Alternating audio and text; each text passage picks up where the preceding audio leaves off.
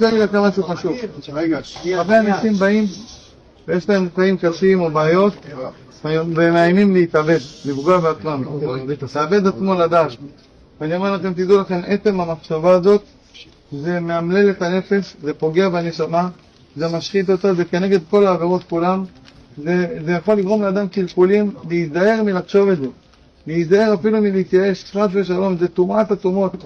הייאוש והעצבות הזה זה מטמא, זה אבי אבות הטומאה, זה מטמא את האדם, מטמא את הנפש, מחשיך את הנשמה, וזה פוגע מאוד מאוד, וזה עבירה חמורה ביותר.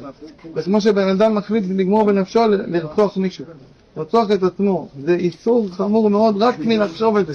כשבן אדם יעשה תשובה, רק שאין לו מחשבה כזאת. אז אני מבין שיש לבן אדם צרה, ושהוא ממש הגיע לעצמו, אני מבין, אבל חס ושלום להיזהר, לא לחשוב מחשבה כזאת.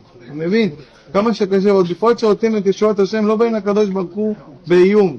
אם אתה לא תושיע לי, אני ארצח. זה כאילו בן אדם אומר לקדוש ברוך הוא, חס ושלום, תיזהרו מזה, אני מזהיר אתכם.